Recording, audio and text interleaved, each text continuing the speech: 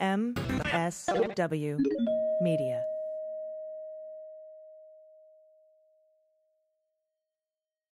A big shout out today to Helix Sleep. Take their 2-minute sleep quiz and they'll match you to a mattress that will give you the best sleep of your life. Helix is offering 20% off all mattress orders and 2 free pillows for our listeners. Just go to helixsleep.com/dailybeans and use promo code HelixPartner. This is their best offer yet, and it won't last long. With Helix, better sleep starts now. We're swearing. Daily beans, daily beans. Daily beans, daily beans. Hello, and welcome to the Daily Beans for Wednesday, February 8th, 2023. Today, it was improved surveillance under President Biden that caught the Chinese spy balloons. Republican Rep. Scott Perry has publicly acknowledged his sealed court battle to prevent the Department of Justice from getting evidence from his phone. Matt Gaetz has been secretly added to Jim Jordan's DOJ Weaponization Committee. A Memphis officer texted a photo of Tyre Nichols after he was beaten, and the January 6th committee concludes the violence at the Capitol could have been prevented. I'm Allison Gill. And I'm Dana Goldberg. Hey, Dana. Happy Hump Day. Happy Hump Day to you. I hope that you're having a wonderful week, as our listeners as well. Yes, it's pretty good. It's pretty good this week. It's flying by. We're already, a third of the way through February or something like almost a quarter of I can't even, yeah. To this year. And as I get older, it just goes faster and faster. Isn't there a song about that? Yeah, probably. So also, along those lines, happy birthday to my mom. Oh, happy birthday, AG's mom. She is 963 today. She's also an AG. And I sent her a card that had a picture of the Redwoods on it, from Northern California. Yeah. And it said, the beautiful, majestic Redwoods, spanning time and years and beautiful, majesty, their grace and strength, blah, blah, blah. And you open it up and it says, thanks for planting them. Nice. Oh, I love a good your mama joke. Okay. Especially when they come in the form of birthday cards. Yes. Later in the show, I'm going to be talking with the operations director of Soul Strategies, Amani Wells-Onyioha. She's amazing. I can't wait for you to hear that conversation. State of the Union is in a couple hours now. By the time people listen to this, they will have heard the State of the Union.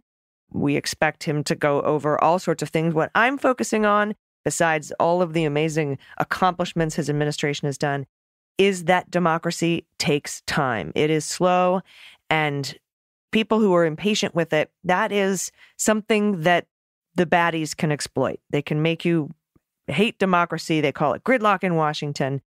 And that is something that helps the autocrats, in their, I guess, fervor to install a dictator. Absolutely. As the head of our country. So just keep that in mind. I think that will come into play quite a bit tonight. Also, Matt Gaetz has been secretly added by Jim Jordan to the, I'm calling it, Department of Justice What the Fuck Committee. Because WTF stands for Weaponization of the Feds. So I think What the Fuck Committee works perfectly. It's the What the Fuck Committee. Gaetz is currently under investigation by the agency he's just been tasked to investigate. Cool. I'm sure that's totally normal. Yep, nothing weird going on there. Yeah, and there were no announcements. They just secretly put it in the Congressional Journal. Like they slid him in there. Yeah, that sounds about right. Yep. Jim Jordan does like to cover up things. So, his appointment of Gaetz to the What the Fuck Committee isn't a surprise. Yeah, without telling anybody. Yeah, yep. That's totally his flavor. On brand, that tracks, etc. All right, we have a lot of news to get to. Let's hit the hot notes. Hot notes. All right, U.S. officials said Monday that improvements ordered by Biden to strengthen defenses against Chinese espionage are what helped to identify last week's spy balloon and to determine similar flights were conducted at multiple points during the Trump administration. White House National Security Advisor Jake Sullivan said that after Biden took office, the U.S. enhanced our surveillance of our territorial airspace. We enhanced our capacity to be able to detect things that the Trump administration was unable to detect. President Biden, in turn, has been faulted by some Republicans for not ordering the balloon shot down before it would made its way across the U.S.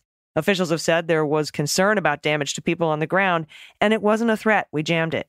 Okay? He addressed that issue on Monday. Quote, once it came over the United States from Canada, I told the Defense Department I wanted to shoot it down as soon as it was appropriate. The military concluded we should not shoot it down over land, and it was not a serious threat, unquote. In a brief exchange with reporters, Biden expressed his continued displeasure with Beijing.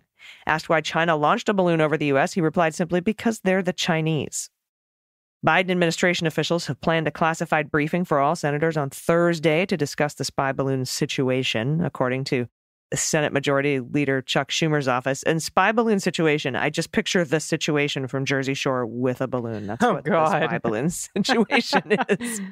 Sullivan, speaking at an event hosted by the U.S. Global Leadership Coalition, said, as part of the surveillance improvements since Biden took office, we were able to get back and look at the historical patterns and uncover multiple instances during the Trump administration in which Chinese surveillance balloons traversed American airspace and territory.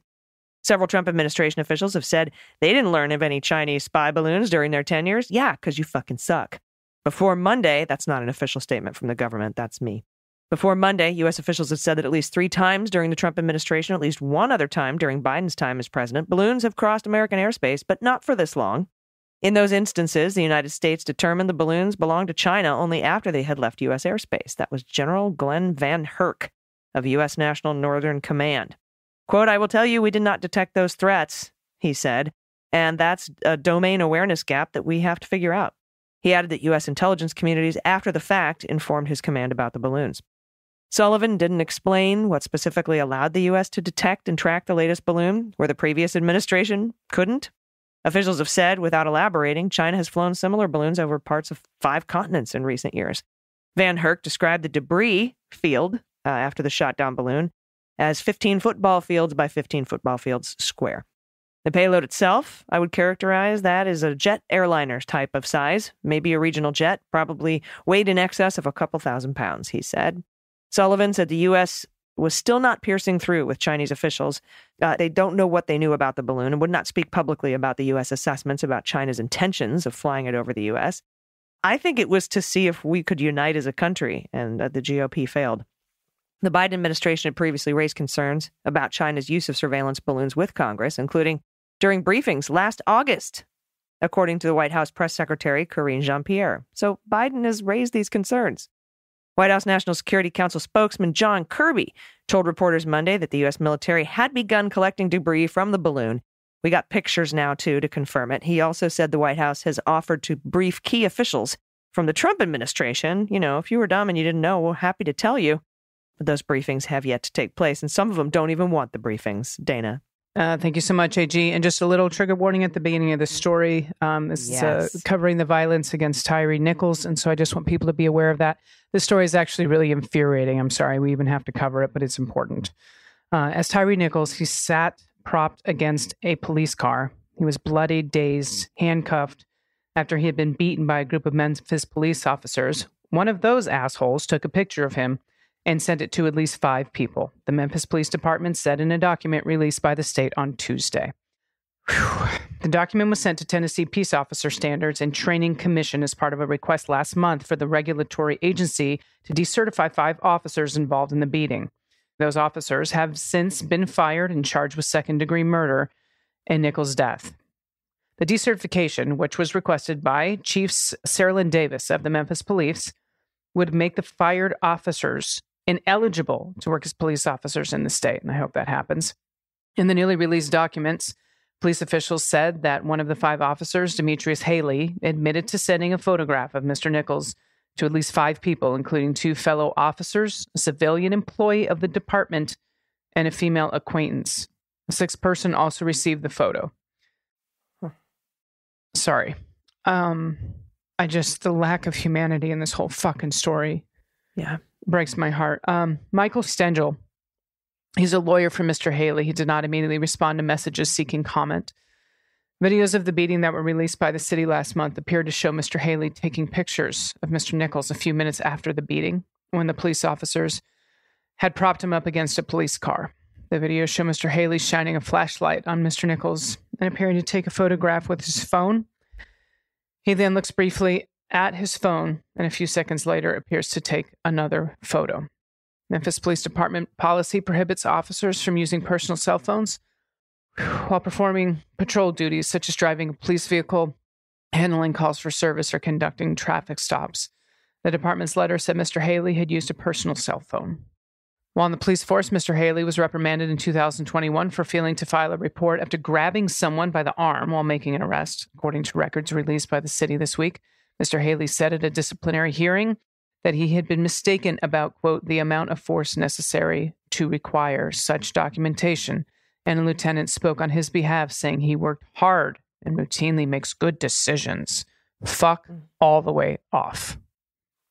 It's just I'm just sorry we have to even report that. It's hard to say, it's hard to hear, and I hope every son of a bitch involved in this gets proper justice for the death of this man. Yeah, I imagine prosecutors have that information. I would use the shit out of it in court. Absolutely. All right, we're going to shift gears here from Kyle Cheney at Politico. And Andy McCabe and I will tackle this in detail on the next Jack podcast this weekend. Representative Scott Perry on Tuesday acknowledged publicly a long secret effort to prevent the Justice Department from accessing materials on his phone seized by the FBI last year as part of a probe into Trump's effort to overturn the 2020 election. In a brief interview, the House Freedom Caucus chairman and longtime Trump ally cast the months-long battle as a bid to counter an effort by the executive branch to pry into the protected activities of members of Congress. Quote, the Constitution provides for the provision, it provides for the provision that keeps the executive branch from coercing the legislative branch, said Perry. Anything that erodes that should be concerning to any citizen. Any congressperson who commits a fucking crime and gets to cover it up by saying they're a congressman should be concerning to any citizen. But Politico revealed last week a district judge had actually ruled against Perry, delivering a secret opinion in December. This is Beryl Howell. Rejecting Perry's efforts to block DOJ's access to his phone.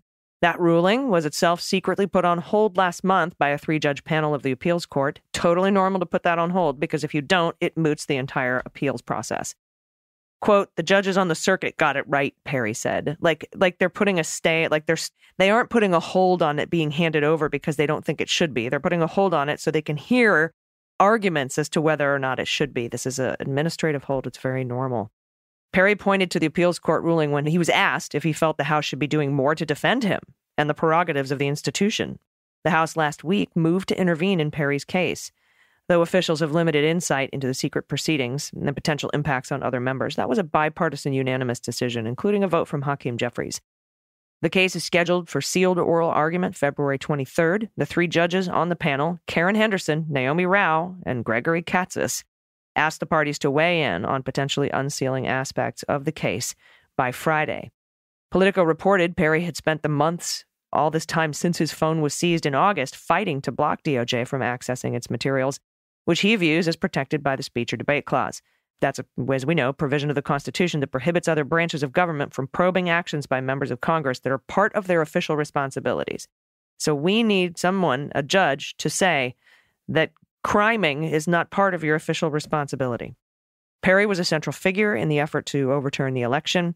He helped orchestrate attempted leadership changes at the Justice Department. He's the one who put Jeffrey Clark in touch with Trump and said, you should make him the acting attorney general. And that's when Hirschman was like, you're a fucking environmental lawyer. We'll call you when there's an oil spill.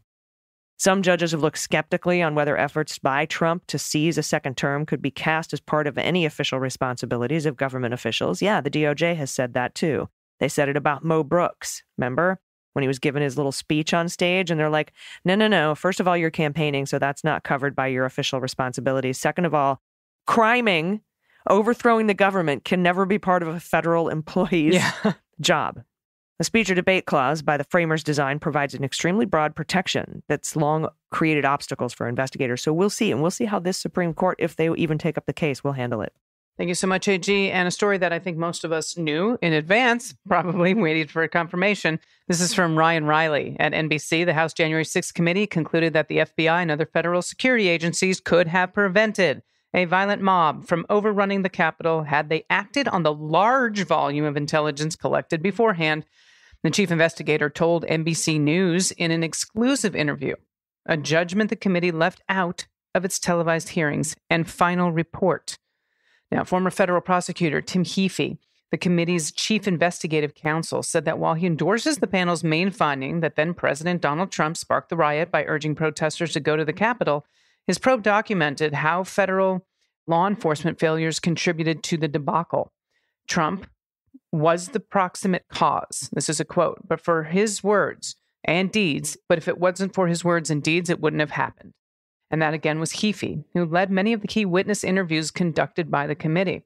He went on to say, that said, what happened at the Capitol was also affected by law enforcement failures to operationalize the ample intelligence that was present before January 6th about the threats of violence.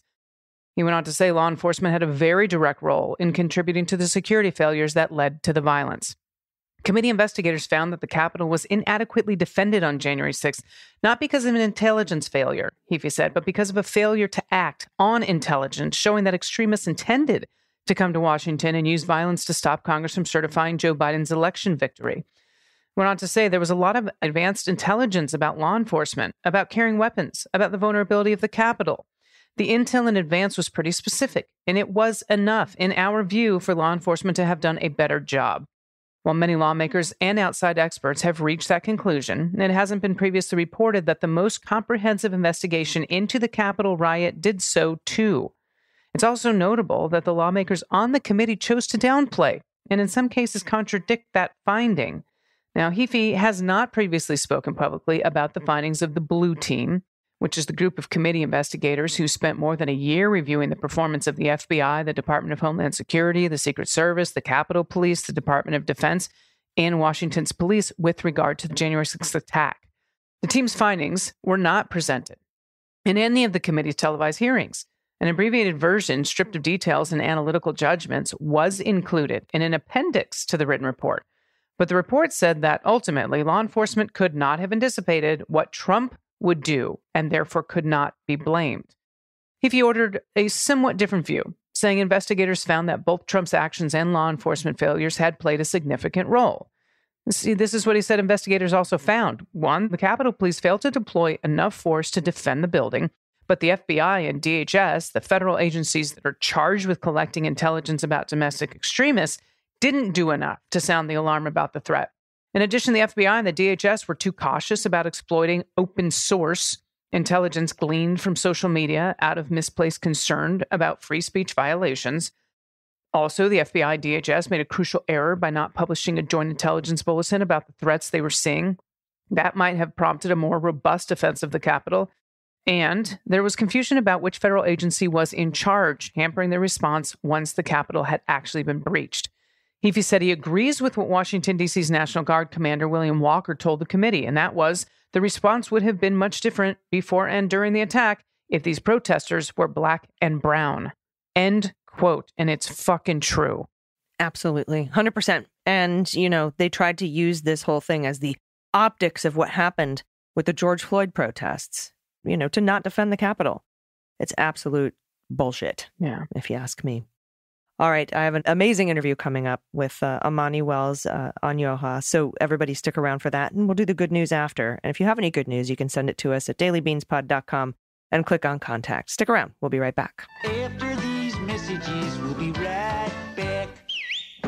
Hey, everybody, I cannot stop talking about how much I love my Helix mattress. You can ask Dana, you can ask Joelle, you can ask all my friends. I actually talk about it like probably too much, but I love it. I fall asleep so quickly now. I wake up feeling absolutely great.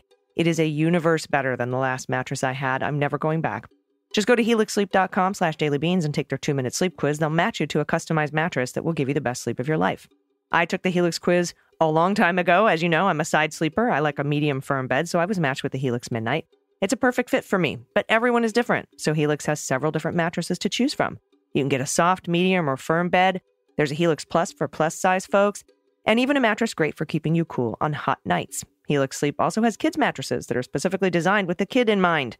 It's designed for children 3 to 12 years old and has been awarded Best Mattress Winner by Parents Magazine. So, if you need a mattress, go take that quiz. Order the mattress you're matched to. It'll come to your door, shipped for free. It's got a 10 or 15-year warranty depending on the model, and you'll even get to try it for 100 nights with no risk. Helix is awesome, but you don't have to take my word for it. Wired Magazine awarded them Best Overall Mattress in 2021, and GQ Home Awards listed as their favorite mattress in 2022. Congratulations, Helix. With over 1 billion hours slept on Helix mattresses and over 12,000 5-star reviews, you can be sure you're going to love yours as much as I love mine. Helix is offering 20% off all mattress orders and 2 free pillows. For our listeners, just go to helixsleep.com/dailybeans and use promo code HelixPartner. This is their best offer yet. It won't last long. With Helix, better sleep starts now. Hey, everybody. Welcome back. I am happy to be joined today by political expert, civil rights advocate, and partner and operations director of Soul Strategies, Amani Wells-Onyioha. Hi, Amani. How are you? I'm good. How are you? I am I'm so excited. I'm honored to talk to you because I really wanted to talk about Soul Strategies and tell everybody about it. So can you give us a little background on yourself and what brought you to be part of this amazing organization? Thank you. So I'm somebody who's been very passionate about politics for a long time. I know that just getting real working class, honest people in government is pivotal to helping our democracy stay alive and functioning. So it's something that I knew very early on in my life. And it's something that I know I wanted to figure out a way to be a part of and help facilitate that process. I know I never wanted to run for office, but I knew I did want to have a hand in campaigns in some type of way. I always thought I was going to be like an Olivia Pope / Angela Rye type of person. Like I literally put that combination on my vision board years ago, as far as what I thought that my work in politics would be like. So I've been here since the very beginning. Soul started in 2020. And I was one of the very first hires on Indeed. And I used to start with just doing the marketing and digital for candidates. So I would be helping them with their messaging and their social media and their email and their graphics and kind of doing their digital organizing piece. And then one day when I was in Home Goods, Z called me and asked me if I wanted to quit my job and help her run this organization. And I was like, you know what? Life is all about risks. I'm an Aries, she's an Aquarius, and we decided to do this together. And since then, we've worked on over 400 campaigns, which is so crazy. We've built up an entire team of 29 now core employees, and we fully unionized last year. So we are really ramping up and trying to get as many Democrats elected across the country as we can. Oh, that's so amazing. 400 candidates. That's incredible. And now you have a team of 29. That's amazing. Thank you. Yeah, I'm with you on not running for office. And I'm also with you on, being, taking risks, leaving your job. I'm an Aquarius too, so I feel that. Let's talk about some of the things that you work with candidates on. Like, let's talk about, first of all, the elements of a strong political campaign that can help a candidate win, right? Because that's the goal. Allegedly. No, I'm just kidding. No, it's ultimately the goal.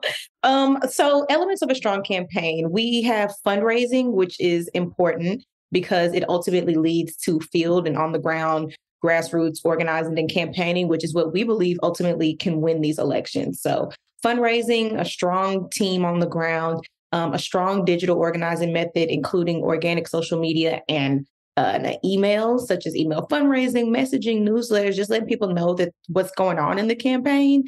Because we realize a lot of people just send out random fundraising emails and they're like, give me $25. And like, that is all you hear from them every other day. So we kind of wanted to, yes, fundraise, but also figure out a way to keep people engaged with the campaign, let them know what's going on, let them know the story of the campaign, any new updates, as well as doing the fundraising ads. We also have a press team. We do graphics. So really, we kind of are a one-stop shop, full service organization where first-time candidates, working class candidates can come and get that campaign labor that is needed so much. And we can kind of help usher them through to the election, or we can just stay with us for a little while until they find, a full-time team. Now, you all started during the pandemic, like the first year of the pandemic. Yes, we did.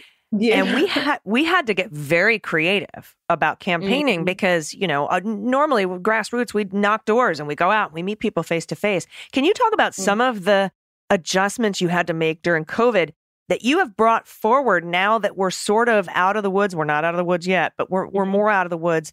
But there was a lot that we learned about how to get more people involved who maybe aren't comfortable knocking doors or going out. And what are some of those best practices that you're bringing forward into, 2022 and future elections? Definitely. We were able to just figure out different ways to organize. And I think that's where digital organizing really began to blow up, and figuring out strategies on how to engage with the specific community while using online methods. So following local restaurants in a district, and then following the people who engage with those pages, and then entering their DMs and just figuring out ways to reach people that we couldn't before, we were still able to canvass in certain areas, but we just had to be really safe.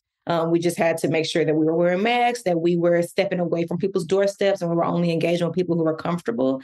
But we also had to ramp up in other methods like phone banking and texting, which is really pivotal in a time like that. And still to this day, phone banking can take you a long way because you can reach even more voters directly. And you can do it on a smaller budget. So a lot of those things have been consistent moving forward. And we still utilize those methods a lot, especially the digital organizing piece now.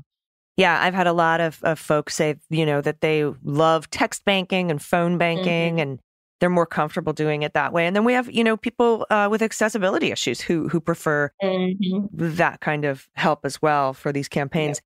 Tell me, how has this extreme, almost Dred Scott Supreme Court impacted the way you do business? Because now we've got Dobbs overturning Roe v. Wade. We've got Voting Rights Act that was gutted. We've got marriage equality on the docket. We've got Moore v. Harper coming up that could throw the decision, take the decision out of the hands of voters and throw it to political state legislatures. How has that informed the way that you're working with these candidates? It's difficult, and we have to just be really specific and picky about the candidates that we're working with nowadays, because we can't work with anybody who has a fickle mindset on any of these decisions, because these are people's entire lives. So before we even decide to work with the candidate, we do a lot of research in their background. We have an entire outreach team, and their whole job is to research and dig into these candidates and see just who they are and what their values are, and just making sure that they align with our values as it pertains to decisions like those. And then helping them with their messaging and making sure that they have strong solutions when they're running for office. Because sometimes we can get caught up in the words of a situation and not realize what the seat that the candidate is running for can actually do to help these issues. So helping them strategize, helping them understand the seat that they're running for and all its capabilities and what solutions they can offer their district as far as it pertains to those issues has been really important. Yeah, for sure. Now, how has something like the phenomenon of George Santos impacted your work? Because it seems like and I don't know if it was the campaigns or where the buck stopped, it stopped with the media, but it seems like it's very important not just to vet your candidates that you're helping, but the opposition as well. Yeah, there has to be an accountability piece that comes in at one point or another. And I think that's the part about even just the George Santos thing that has blown my mind the most. It's just like, so we're just gonna let this happen? We're just gonna let it rock. Like, we found out that he's a habitual liar, and he probably has there's something wrong with that man. He's not well, and he shouldn't be holding office at all. So I think that's where the political landscape right now as a whole is just very difficult to navigate, because we're living in quite literally uncharted times. I've never seen anything like this. And I've been following politics, I would say, with a magnifying glass for at least 12 or 15 years now. I've never seen anything unravel the way that things are unraveling these days. So I'm hoping that changes. I'm hoping that getting people elected who are competent and capable of actually helping people is going to help us with the situation. But at the same time, we have to hope that the other party gets their stuff together and starts to push some of the nonsense out. But I don't see that happening. Yeah, I don't think they care. I think they just want the vote. That's it. Yeah. And that's why it's so important that these things get fleshed out before the election, not after, because after is just too late. He's there. He's seated. Yeah, exactly. The only way to get rid of him is to vote him out again in 2 years. So, it's turned into quite a circus. That it's a mess. That's why organizations like Soul Strategies are so important. It helps these candidates navigate these just absolutely bonkers times that we're in. Finally, what are some of the top things, I'm just curious about this, that drive voter decisions before they cast their ballots? What have you noticed? That's a great question. I would say the person that made an attempt to communicate with them the most. That's why we believe field organizing is so important, because they can say, Joshua and his team came to my house. They knocked on my door. They called me. They sent me a handwritten letter. I've gone to community events and I've seen him and his team there. He must really care. So those type of things really weigh a lot. And it's not just about running a TV ad, and it's not just about visibility. Visibility is a big piece of it, but authenticity is what really hits home with a lot of voters more than anything. A voter will, unfortunately, in some instances, vote against their own best interest if they feel like it's coming from an authentic place. So authenticity is probably one of the biggest key factors. And just showing a little humbleness and showing that you actually are a part of the community and you live here, you reside here. That's what happened to Oz. They just kept making him look like some insurgent man. And, Pennsylvanians didn't like that. So showing that, I'm from the town, I am one of you, I'm your people, and I'm not too big to commune with you. I'm not too big to call you. That goes a long way in the minds of voters. Yeah, like when those people showed up in rowboats outside of Joe Manchin's yacht, like, hey, could you please not vote against healthcare? That would be great. Yeah, that engagement is so important. That authenticity. Yeah, so that's so cool. That's so cool that that's just one big aspect of so many things that y'all are doing. Before I let you go, can you tell everybody how to support, find, and follow your organization? Because I know that there's just a lot of people listening who really want to help get the vote out. Definitely. Please find us at soul-strategies.com or just soulstrategies.com and soul.strategies on Instagram and Facebook. Awesome. Thank you so much. I appreciate your time today. It's been wonderful talking to you. And thank you so much for the work that you're doing. Amani Wells-Onyioha, thank you again. Thank you. Everybody stick around. We'll be right back with the good news. Hi, I'm Harry Littman, host of the Talking Feds podcast, a weekly roundtable that brings together prominent figures from government, law, and journalism for a dynamic discussion of the most important topics of the day.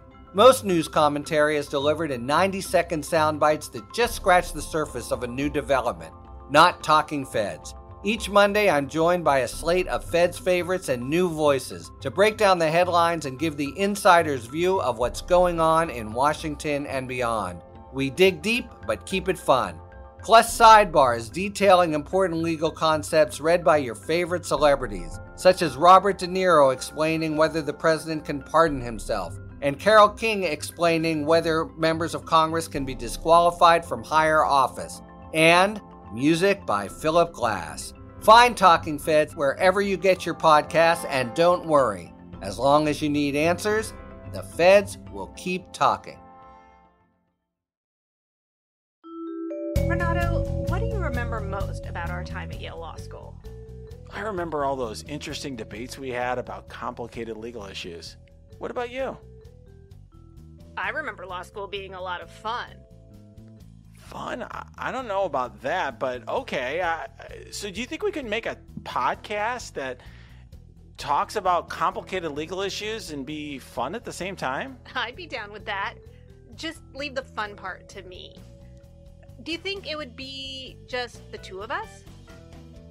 In my house, we travel in packs and flocks. In my house, we're a solo operation.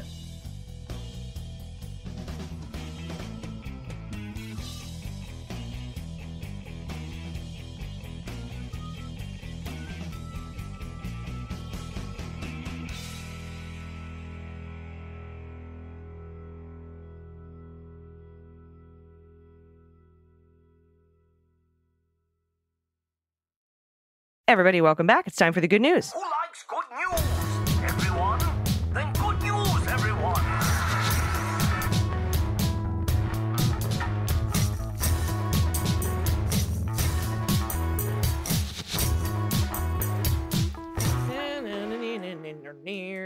Good news, good news. And if you have any good news, confessions, corrections, you want to give a shout out to somebody that's awesome or a local business in your area that you just love or needs some support, maybe an adoptable pet in your area. You want to tell us a whoopee story about a binky or a whoopee or a stuffy or something you've had since you were a kid or something your parents have had since they were kids. Or your kid, I would love to hear about that too. So you can send everything into us at dailybeanspod.com, click on contact. And I'm going to kick us off here with Jamie, pronouns she and her. Hey, y'all, enjoy the show, but I was sad to hear the Southern accent when jesting about the guy wanting to shoot down the suspected spy balloon. It's one thing to mock a particular person with a Southern accent, but to generalize it's not cool.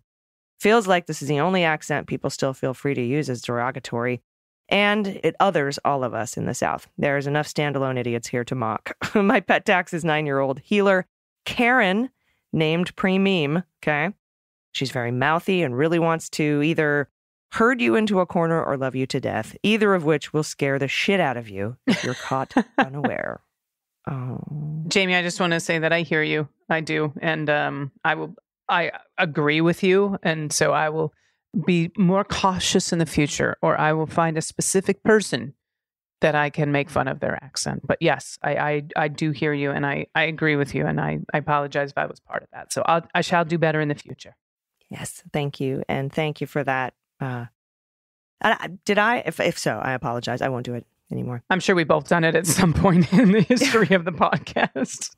Yeah. And yeah, we're comedians too. We got to kick those old habits. Exactly. Next up from CJ, I'm just going to read this one because it's short. Pronoun she and her. We finally got a little snow here. Here's a pic of my horse enjoying the precipitation. He's a Tennessee walker. CJ, that is a stunning photo. Beautiful. Stunning. Oh. Absolutely stunning photo. This reminds me of when my parents used to take me to see, I know this isn't a Clydesdale, but when they would take me to see the Budweiser Clydesdales at Chapel Hill Mall in Talmadge, Ohio, because it's the only time I really have snow and horses together, you know, in the same thing. So this is beautiful. Yeah, that is amazing. All right, this next one's from an anonymous human being, but the pronouns are she and her. Hello, everyone. When I heard you were looking for a different co-host for the cleanup on aisle 45, I immediately thought of Peter Strzok. I was so happy to hear you chose him, and he agreed. I've shared some of our adventures in fostering dogs before. Our newest little foster is all of 9 pounds. She's 3 years old, and they say at least part Yorkie. She was so happy to come to our home and is waiting for a new forever home. If you're interested in her or any of the rescues, please visit underdogsrock.org. Underdogsrock.org. Me and Belota, pronounced Bayota, okay, good to know. This is Bayota. Me and Bayota bonded right away. Thank you, friends, for being such a wonderful community to be part of. Oh, look at that face. Oh, it's like a Yorkie poo. It does look like a Yorkie poo. So adorable. I love the ears. Nice trim there. Oh, freshly that last groomed. picture is so sweet. Oh, what a good baby. Oh, so much love. I look at the way the dog is looking at her. Oh, so cute. Yeah, and yeah, I'm super excited about Pete Strzok. But you know, did I choose Pete Strzok or did he choose me? You know, fair question. I'm glad we could find him a forever home as well. All right, next up from Kim, pronoun she and her. Did he rescue us or did we rescue him? Well done. Hello, Beans. I just want to share my favorite stuffed animal with you. Yes, it's a stuffy story. Her name is Susie, and she is supposedly a hippo. I got her when I was 6 months old from a hospital gift shop while visiting my grandma in the hospital. Susie went everywhere with me all throughout my childhood, and she was kept alive by the loving hands of Grandma. Graham resuscitated her many times, reattaching eyes and ears and even restuffing her. When I was 33, Graham passed away, and I buried Susie right along with her. We all joked that Graham and Susie are either loving each other for eternity or Graham is cussing me for having to share the great beyond with that fucking ugly bane of her existence. I've attached a pic of me and Susie when I was a little girl. Don't make fun. It was the early 80s.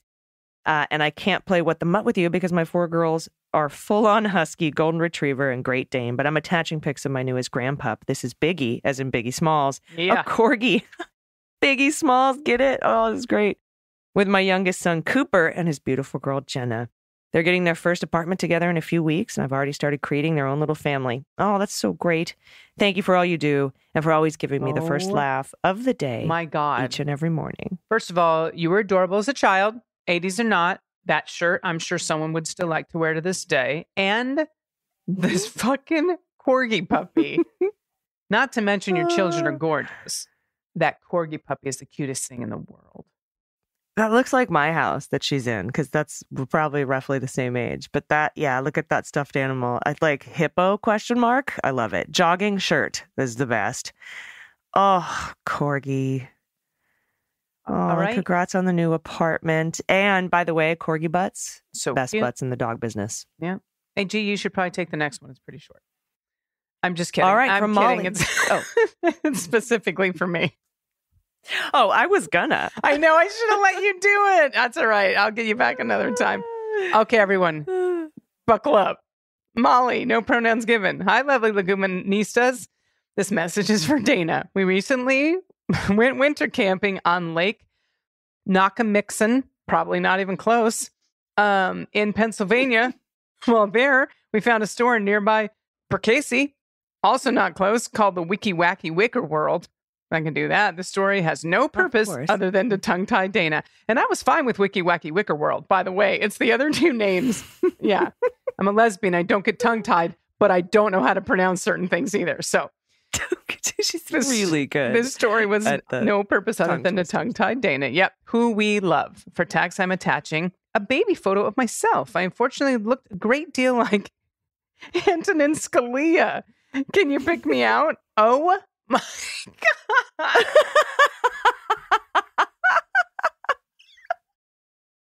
Oh my God, this picture is so funny.